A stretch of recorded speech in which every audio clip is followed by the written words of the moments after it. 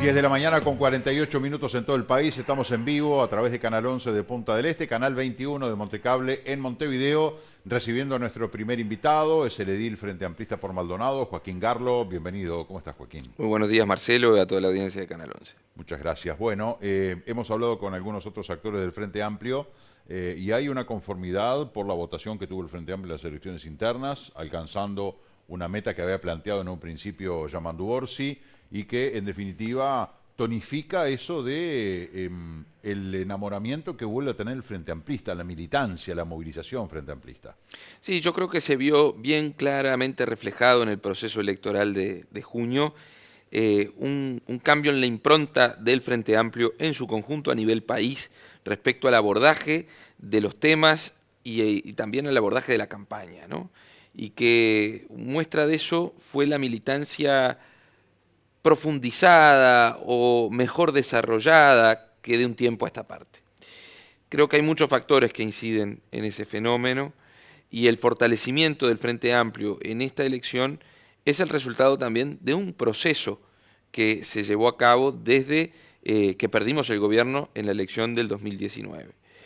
Luego de ese resultado adverso y de que triunfara la coalición multipartidaria, el Frente Amplio comenzó un proceso primero de una autocrítica muy profunda y luego un proceso de escuchar la crítica. Todo lo que fue el FAT Escucha y el Diálogo por Uruguay sirvió para también ver y escuchar qué percepción tenían los demás de nosotros, incluso los adversarios políticos. Acá en Maldonado tuvimos varias reuniones en el marco de ese proyecto que llevó adelante Fernando Pereira como presidente del Frente Amplio. Me acompaña justamente el secretario de organización del Frente Amplio que ha estado y ha sido parte de esa iniciativa y que en definitiva lo que buscaba era poder recomponer de alguna manera ciertos pilares fundamentales de nuestra fuerza política, como por ejemplo esa presencia en la calle y en el territorio que ha sido una característica fundamental del Frente desde su fundación hasta ahora. Y creo que eso se logró muy bien y se vio reflejado en el caudal de votos que tuvimos en la elección de junio. ¿Cómo perfila el Frente Amplio una nueva etapa, una nueva campaña? ¿Es distinto una interna? ¿Cómo se posicionan las figuras, los candidatos con sus propuestas, etcétera, rumbo a una elección interna? Y ahora es una elección nacional, o sea, ahora se juega el partido grueso, fuerte, importante que define la presidencia. ¿Cómo se posiciona? Porque además, a la luz de lo que pasó también a nivel nacional con la elección interna, ¿cómo se posiciona el Frente Amplio? Yo creo que la rapidez con la que el Frente Amplio resolvió el mismo 30 de junio su fórmula, una fórmula de unidad, de consenso, de complementariedad además entre lo que es la figura de Yamandu Orsi como candidato único elegido en esa elección y por otro lado la figura de Carolina Cose complementándose entre sí y sin ningún tipo de cuestionamientos, sin abucheos, sin insultos, sin gritos como pasó en otras tiendas políticas, creo que da cuenta también de que el Frente se está perfilando con mucha fuerza para la elección general de octubre. Que además, en nuestro caso, tenemos ya un programa único definido en el Congreso del Frente en el mes de diciembre del año pasado, que nos marca los lineamientos fundamentales de lo que va a ser el próximo gobierno nacional del Frente Amplio. Entre esos dos aspectos y el envión que nos da el buen resultado electoral, esa energía que le da a la militancia y a la estructura política resultados favorables en términos electorales, creo que hay un buen paquete de aspectos y de hechos concretos que nos permiten pensar en una elección del mes de octubre con grandes fortalezas y con la alta posibilidad de ganar en primera vuelta y con mayorías parlamentarias. Si ponemos la lupa en lo departamental, la situación no es tan pareja o tan favorable al Frente Amplio como lo es en lo nacional, que la verdad, más allá de que el Frente Amplio insiste que puede ganar en primera vuelta con mayoría parlamentaria, lo mismo dice el Partido Nacional o la coalición de gobierno, pero octubre o noviembre se va a estar definiendo el gobierno nacional. Para Maldonado es más difícil la situación de recuperar el gobierno departamental. ¿Qué énfasis le van a poner acá a Maldonado? Si analizamos los números de la elección interna del pasado 30 de junio, Maldonado presentó para el Frente Amplio un crecimiento del 50% de los votos en relación al 2014, perdón, en la interna del 2019. Un aumento significativo de la cantidad de votos.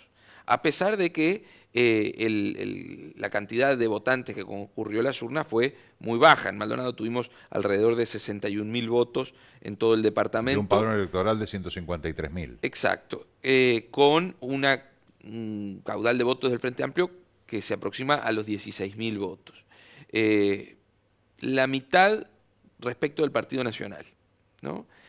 ¿Por qué comparto estos números? Porque creo que es interesante ese análisis si lo comparamos con la interna del 2019, donde el Frente Amplio en la interna votó 1/3 respecto de lo que votó el Partido Nacional. Nuestro principal rival en Maldonado es el Partido Nacional, eso está claro, y creo que el Frente Amplio también se está perfilando para competir en mayo en igualdad de condiciones, es decir, de poder pelear dignamente la posibilidad de ganar y recuperar la intendencia de Maldonado. Yo creo que no es un objetivo imposible, sí es un escenario adverso y eso creo que hay que reconocerlo y es parte de los análisis políticos que tenemos que hacer también quienes somos oposición, pero la interna del Partido Nacional presenta complejidades importantes acá en Maldonado. En la última semana hemos visto algunos movimientos que dan cuenta de ello y que eso le permite también al Frente Amplio poder posicionarse de otra manera para la elección departamental de mayo.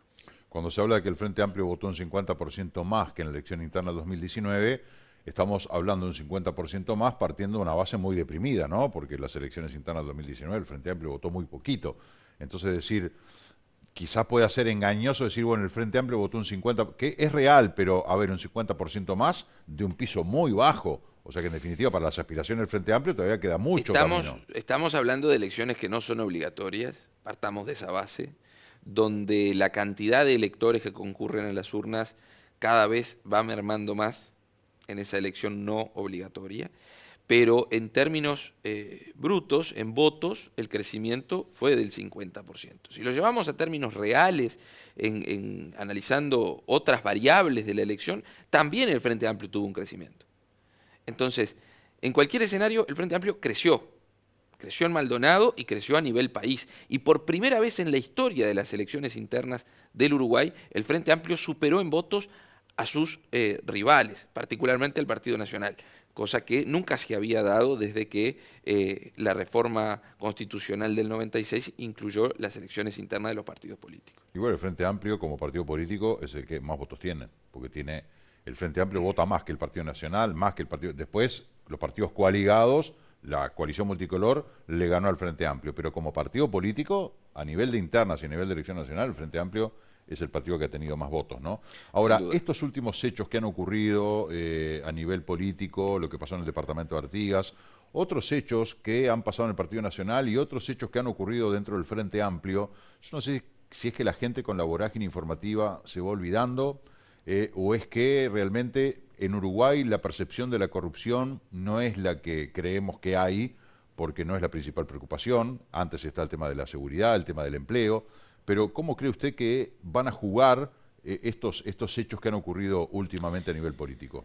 Yo creo que, sin lugar a dudas, los hechos que han sucedido en el gobierno nacional, no de los últimos meses, sino de los últimos años, han tenido una incidencia en términos electorales muy clara. No solo por lo que reflejaban las encuestas en su momento, sino por lo que sucedió en la propia elección interna y cómo se está empezando a perfilar el panorama en estos últimos días y en estas últimas horas. No es un caso aislado, sino que es la sumatoria de varios casos en distintos organismos por parte de distintas personas y con situaciones verdaderamente escandalosas. Comenzamos con el caso de Astesiano, en el corazón de la torre ejecutiva, en el corazón de la presidencia de la República, y luego empezamos a ver que se repetían situaciones, algunas de corrupción y otras de irregularidades o directamente de delitos, como lo de Artigas, donde había autoridades departamentales del Partido Nacional que cometían delitos y que fueron debidamente condenados por el sistema de justicia en estos últimos días. Yo creo que hay que ser cuidadosos también en... tildar un gobierno de corrupto es muy fácil, ¿no? Es decir, este gobierno es corrupto. Es muy sencillo. Pero creo que hay que ser muy cuidadosos en la generalización. Yo no sé si el gobierno es corrupto. ¿Que ha habido casos de corrupción? Sí, las ha habido. los ha habido y han sido investigados e incluso sancionados muchos funcionarios por esos casos. Pero la generalización creo que nunca es buena, porque corrupción puede haber en todos los gobiernos. Y de hecho en el mundo entero sucede más allá de las cuestiones culturales o ideológicas o políticas. Entonces me parece que por el bien de la democracia y del sistema republicano, los actores políticos tenemos que ser muy responsables en el manejo de estas situaciones. Sobre todo quienes ocupamos el rol de la oposición, porque tirar piedras es muy sencillo. Yo creo que hay que ser ecuánimes a la hora de analizar estas situaciones, pero ser categóricos a la hora de sancionarlas y condenarlas, ¿no?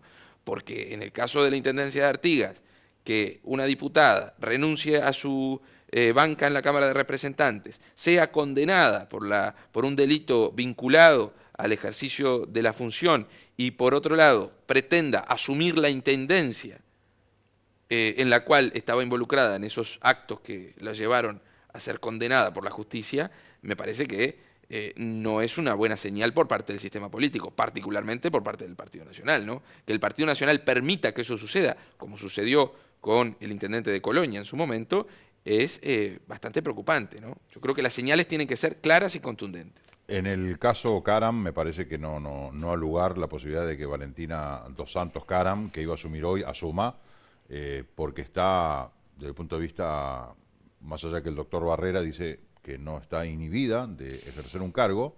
Ese es un punto interesante. Formalmente, desde el punto de vista jurídico, ella no está inhabilitada, porque no se la condenó con la condena accesoria de inhabilitación en el ejercicio de cargos en el Estado. Lo que sí está es suspendida en el ejercicio de sus derechos políticos, está suspendida su ciudadanía, porque así lo establece la Constitución de la República.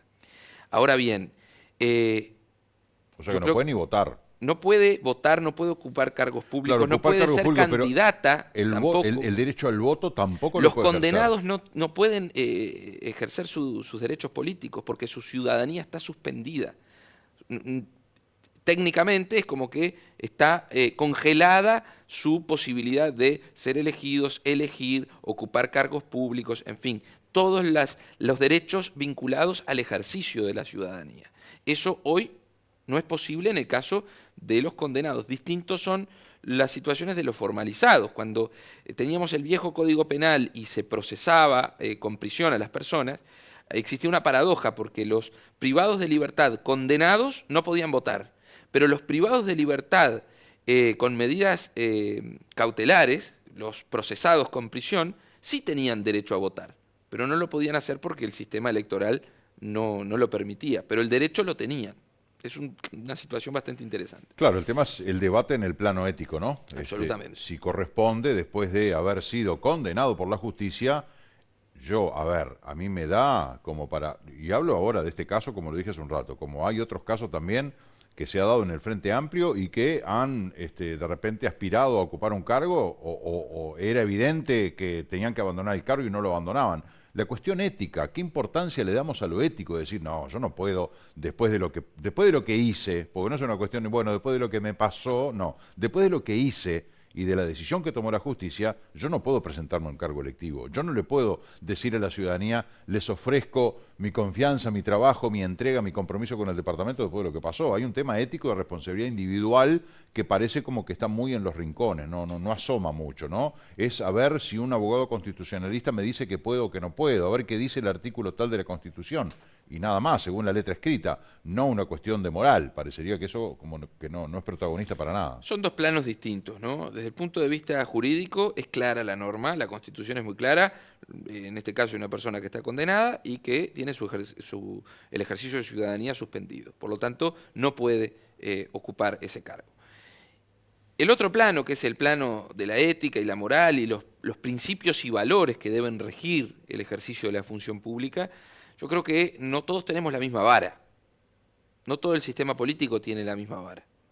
Y eso se ha visto reflejado y se venía discutiendo desde el caso de Sendik en adelante, donde el Partido Nacional se proclamaba portadores de los más altos principios y valores de la ética y la moral, pero después cuando les tocó estar en el gobierno parece que esa vara cambió, o por lo menos no era la que decían que era. Es un tema muy complejo. Sin embargo, el Partido Nacional dice, a Sendik lo tuvieron que sacar, porque Sendik no quería renunciar. Sendik estaba procesado por delito de corrupción, por el uso de la tarjeta corporativa, entre otras cosas, y sin embargo Sendik seguía atornillado al cargo de vicepresidente de la República. Tuvo que el Congreso tomar la decisión de que, bueno, Raúl, andate, cosa que el Partido Nacional dice, yo estoy citando, bueno, nosotros encontramos que Pepito es corrupto, que renuncie o lo sacamos. O sea, como que el Partido Nacional alega de que, bueno, sí, nadie está vacunado contra la corrupción, pero cuando encontramos casos inmediatamente los extirpamos del partido y de los cargos que ocupan, cosa que no pasaba en el Frente Amplio. Bueno, eso no es así porque en el caso de Sendik particularmente, el Frente Amplio resolvió justamente que, bueno, que se había agotado todos los caminos y que había un pronunciamiento claro de la justicia en ese pero momento. No lo hizo Sendik. No fue de motu propio que Raúl Sendik dijera ciudadanos y ciudadanas. Y en el caso de Caram tampoco. No, por eso digo, o sea, es de un lado y del otro. Yo creo que, insisto, la vara no es la tuya o la mía, sino es cómo el sistema republicano y el sistema político como parte de la base de la democracia uruguaya, el sistema de partidos es el sustrato de la democracia en nuestro país, tiene que asumir la responsabilidad de no caer en las mezquindades politiqueras en el análisis de estos casos y de estas situaciones. Capaz que hay hasta una cuestión generacional. Yo creo que quienes no peinamos canas todavía y de alguna manera hace no mucho tiempo que estamos en la actividad política, no cargamos con el lastre ni las mochilas de otros y que podemos darle una impronta distinta a la forma de ejercer la actividad pública y de llevar adelante la práctica política. La política con mayúscula, tanto dentro del Frente Amplio como en otros partidos. Yo tengo muy buena relación con jóvenes del Partido Colorado, del Partido Nacional, de Cabildo Abierto, con quienes intercambiamos y tenemos incluso espacios de diálogo y de conversación. Y estamos convencidos, por lo menos con ese grupo con el que estamos en contacto, de que hay otras formas de hacer política, que hay otras formas de llevar adelante la actividad política con mayúscula, la política de verdad, de los asuntos públicos, de los asuntos de la gente. Y creo que el recambio generacional no es solamente una cuestión de edad, como hablábamos en alguna otra oportunidad, sino también una cuestión de enfoques, de perspectivas y de formas de trabajar. Para eso hay que darle lugar a la savia nueva, con ideas nuevas, con distintas formas de hacer política. Hay un statu quo como que en algunos puntos sí hay un discurso de apertura, de darles lugar, pero que en la práctica no se da.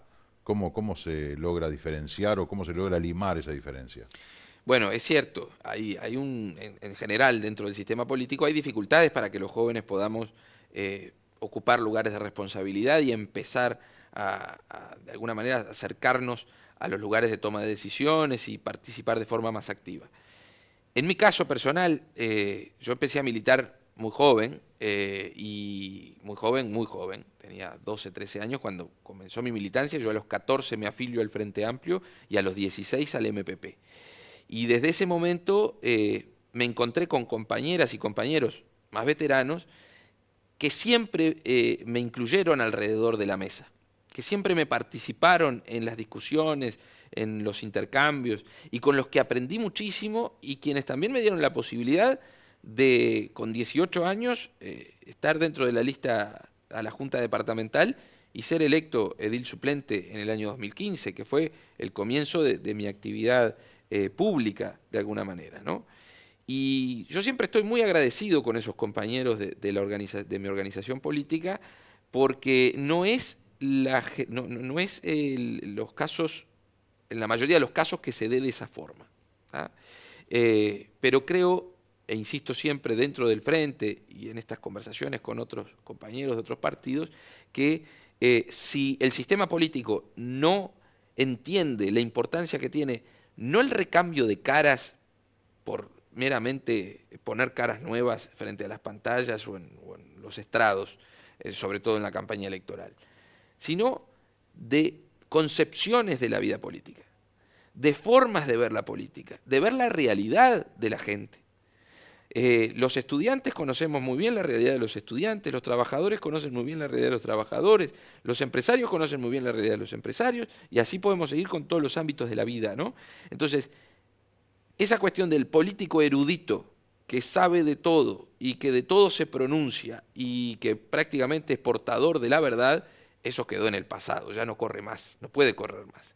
Hay que integrar a la ciudadanía a la actividad política real, hay que participar a la gente en las discusiones políticas para poder recabar los insumos de la experiencia, de la vida cotidiana, de lo que vive la gente en el barrio, de lo que viven los trabajadores en sus lugares de trabajo o los estudiantes en sus centros de estudios. Eso tiene que hacerse carne.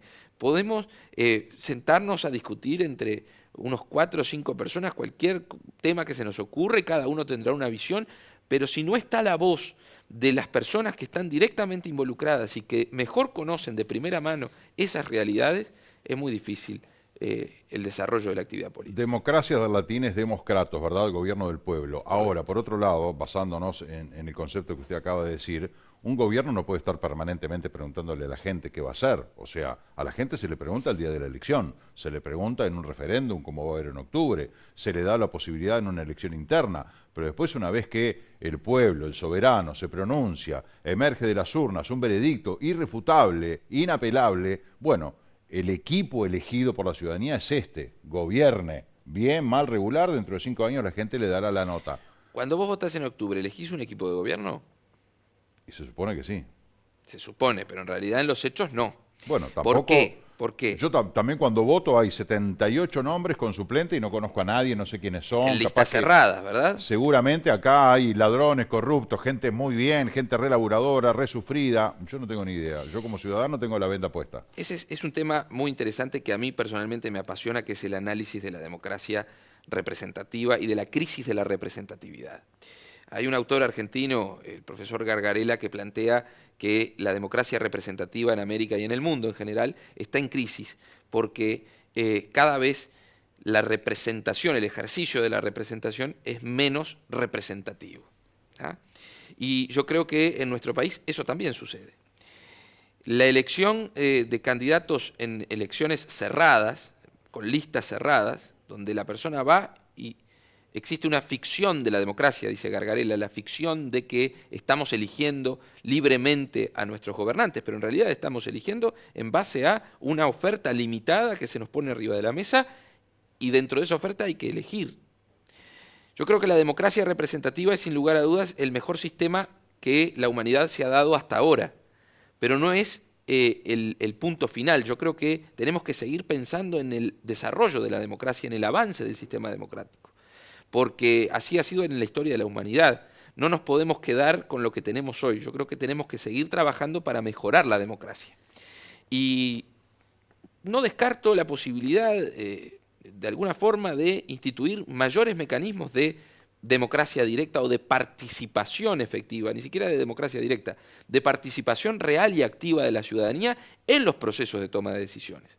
Como por ejemplo la realización de audiencias públicas por determinados temas, como se está previsto en la ley para algunos casos muy puntuales, o la generación de esos cabildos abiertos a nivel territorial que permiten recabar insumos directos de la ciudadanía para el desarrollo de las políticas públicas. Y esa es una forma de profundizar la democracia que no implica tener que ir a votar por cada tema que se vaya a resolver, pero sí poder darle al gobierno que está ejerciendo la representación del pueblo, mayores y mejores insumos para el ejercicio de la función de gobierno. Debería también pasar por el tamiz la idoneidad y la probidad de quienes aspiran a ser gobernantes en distintas escalas, ¿no? A nivel departamental o nacional, porque muchas veces vemos que esa gente en las listas que ni conocemos, si querés conocer a Pedrito, dale un carguito, ¿no? Esa gente que desde el llano tiene un discurso muy ético, pero después con un cargo se marean o ven las posibilidades que tienen o aprovechan o son ventajeros o dicen, yo lo que quería era llegar, en realidad el partido me importa un rábano, la gente menos. Entonces los ciudadanos estamos expuestos a que nos vendan sapos y culebras adentro de un sobre o adentro de una lista sábana, ¿no? Entonces también me parece como en cualquier ámbito privado, las personas que quieran ejercer un cargo público van a tener que demostrar que son idóneas. sin llegar a lo que decía usted, que bueno, a ver, Joaquín Garlo quiere ser diputado, tiene que ser un amplio dominador de todos los temas. No, para eso tendrá asesores, pero yo tengo que saber de que es una persona éticamente probada, de que va a cumplir su responsabilidad y de que, bueno, si hace algo le va a caer el peso de la ley. Yo no soy, no adhiero a la posibilidad de candidaturas calificadas, ¿no?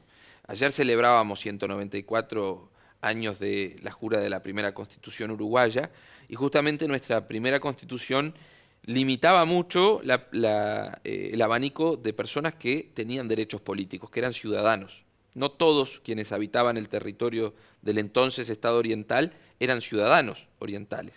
No podían votar, incluso algunos ni siquiera podían adquirir propiedades, ni ser candidatos a determinados cargos. Se tenía que cumplir con ciertos requisitos, muchas veces vinculados a la cuestión económica, ¿no? Tener ciertos recursos para poder tener la condición de ciudadano. Yo creo que eso quedó muy lejos, por suerte, y la historia constitucional uruguaya ha ido avanzando al punto tal de que hoy cualquier ciudadano uruguayo, cualquier ciudadana uruguaya puede ser candidata y tiene la posibilidad de elegir, eso está además, libremente. Entonces, pero yo tengo que demostrar que soy honesto.